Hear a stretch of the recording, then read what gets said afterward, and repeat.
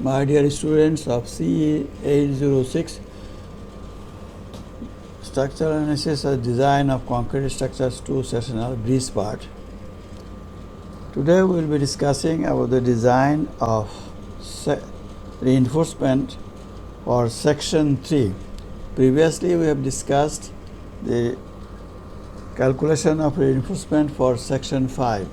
In Section 5 there was positive moment and small amount of negative moment. In that section, for positive moment we have designed the beam as T-beam, and for negative moment we have designed the beam, we have calculated the steel area as negative, for the negative moment as rectangular beam. Now for moment we have three critical sections, is section 5, 4 and 3. In 3 there are two types of moment. In 4 there are two types of moments, positive and negative. Both of these moments are significant. And at section 3 there is only negative moment. And as this section 3 carries only one type of moment, first of all we will design this section 3 as a doubly reinforced beam. Doubly reinforced beam, because we have already decided about this section of this beam from other consideration, especially for navigation consideration. We have to keep the depth of the beam in the lower range, and accordingly the width will be coming in proportion to that depth. Now, and we have decided, we know that we have decided about the depth of this beam at the section 3 as 82 inch. If you go back to note, you will find out that the beam at section 3 is 82 inch total. Here we will be designing naturally there will be this 82 by 16 inch beam section will not be sufficient to carry the moment as singly reinforced beam, and that's why we will be dealing this, knowing that this is a doubly reinforced beam. We will go accordingly. The moment value is in kip feet is 8,201 kip feet. If we multiply this by 12, it comes as 98,412 inch kip. Naturally, we will be designing this as doubly reinforced beam. First of all, we will see how much load can be carried by this section as singly reinforced beam. And for doing that, we have kept the beam as 82 inch as total depth. First of all, we must know the effective depth. And for finding out the effective depth, we have to anticipate some layers of bars and size of bars, size of stirrups, aggregate size, etc., from which we will be able to find out approximately an effective depth of this beam. Here, for finding out this effective depth of this beam, we have to first of all take 2 inch as clear cover. As you know that if the beam is in the outside, in the weather exposed, then the clear cover is 2 inch. That's why the bottom cover will be 2 inch. Here we have used stirrups as half inch stirrups.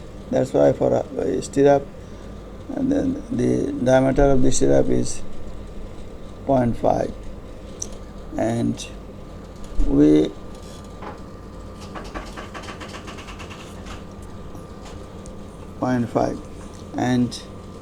will be anticipating some layers of bars, that 4, 5 or 6 layers will be coming here, and the space will be from the center of the bars, the space upwards from center of the bars, the gap for the bars will be 1.41 is the diameter of the bar, and if we anticipate that there will be 5 layers, then 2.5 layer will be coming in this zone. and that's why we have taken 2.5 into 1.41 as the rod space, and we have chosen aggregate size as 1 inch, and that's why we have to use 1.25 into 1.5 for the space of the aggregate in between these layers, and all these together will give us a value of 8 inch. 7.91 inch is equal to 8 inch. We have taken this as effective depth. For calculating effective depth, we have to minus this 8 inches here. Therefore, effective depth is equal to 82 minus 8 is equal to 74. Now, in this problem, we will be using the charts and tables for different values for parameters. We will be using charts and tables, and we have some charts and tables from where we can find out the rho and R values. Otherwise, we have to use formulas, long formulas for finding out these values. And now we are matured and we have learned RCC in many courses. That's why we must be able to use charts and tables for certain parameters. For rho, from table A4 in the appendix, we can read out rho value as 0.0181, and from table A5A for R value we can find out at 913 psi, and from there we can find out the normal case steel area as rho BD. We can calculate rho BD for the section as rho BD. AS is equal to rho BD. We have just calculated the rho, which is 0.0181, and B is width of the beam, that is 16, and depth is 74, and this gives us a value of 21.43 inches square. This still will be we get this still from rho BD equation. From rho BD we can find out A equation. In doing this, while you will be reading this problem, you have to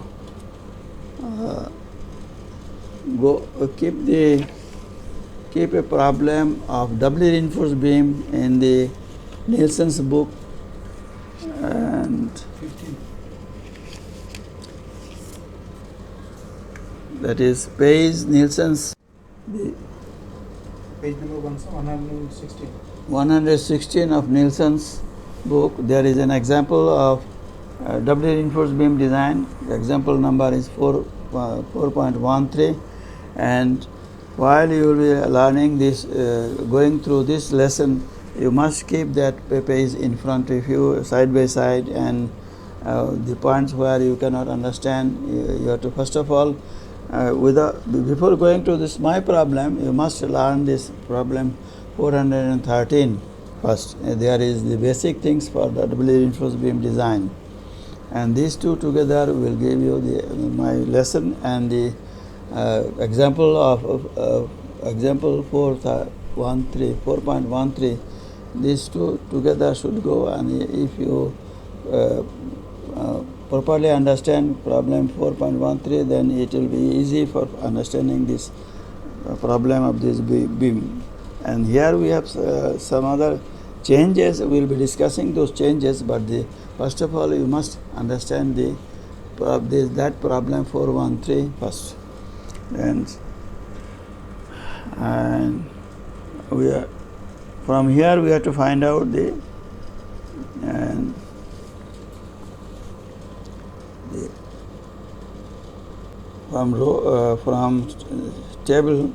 from the tables mentioned, we have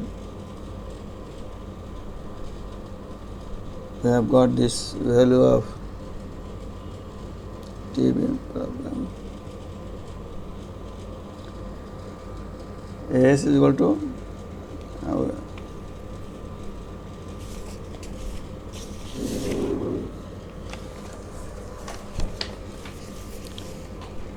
AS equal to rho BD, and we have got AS equal to rho BD is 21.41. A is equal to, from there we can find out A is equal to, we have to find out A value and C value. First of all, we have to find out from the steel area and other dimensions, we have to find out the value of A as Fs Fy divided by 0.85 into F prime C into B, and from our F prime C is 4 and B is 16 and steel area is 21.43 and Fy is the steel strength, that is the A is the stress block depth, this is 23.64. From A we can find out C. If we divide A by beta 1 value for 4000 KSI steel is 0.85. That gives us a value of 27. C value is 27. That's neutral axis is 27 inches.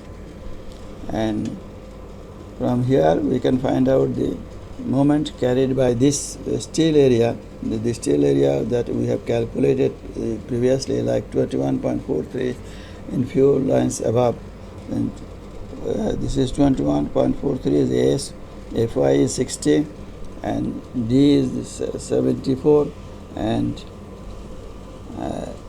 A minus A by 2 is 23.64 by 2, and that gives us a value of 79964 inch kip of moment. That means this section can carry 79,764 inch kip of moment, but our moment is 98,412 in inch kip. Therefore, we have to find out the remaining moment, and remaining moment is, first of all, we have to, the total moment is to be divided by 0.9, and that is to be, and we have to deduct the moment calculated just in the above line is 799,964, and remaining moment is 29,383 inch kip. For this moment we have to find out the F prime S, and in the problem I have mentioned. First of all, we have to find out the F prime S. F prime S depends on the position of the steel from the top surface, etc., and we have to find out Fs prime depending on epsilon u and the modulus of elasticity, etc. in the classroom problem, and in the example I have mentioned, we have to go like that. But if the depth of the beam, is big, in that case the Fs prime is always more than the Fy, and but we cannot use Fy more than 60,000. That's why we will be using 60,000 as the allowable stress in the calculation of the remaining moment. Calculation of the remaining moment. And the for using Fs prime as 60, we have given a reference. I have given a reference here in our textbook Nielsen, on page 113, table 4.2 shows that if the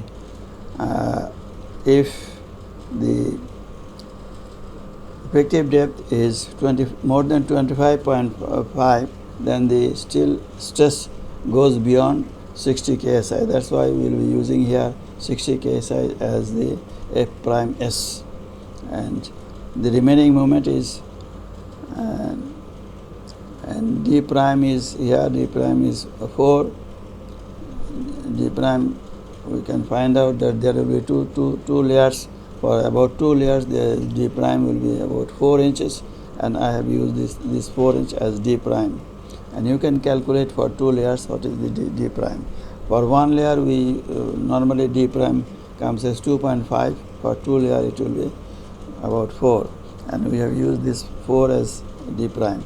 And for compression zone still area is 29,383 divided by 60.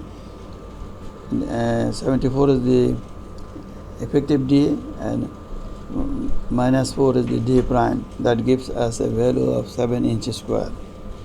And for this 7 inches square, we have to use 1/3 bar, 2 numbers, and 2 numbers of 5/8 bar. You can calculate the area of this 4 number of 1/3 bar and 2 number of 5/8 bar, and that will be very close to 7 inches square of steel area. And for in this case, for both extra for steel area required for the extra moment is 60 kSI. That's why in the top rod we have to use this 7 inches square additional with the previously calculated bars, and then we will be finding out the number of bars, etc., and 18 numbers 11 bars, and use and 2 numbers 5/18 bar. That is arithmetic. Depending on the number area of the calculated, we have calculated this and shown that how many numbers of bar will be there. 18 will be given, and 11 bars, and 2 number 5/18 bar will be sufficient for covering this steel area. This is simple. That's why here we have given some details, the finding out the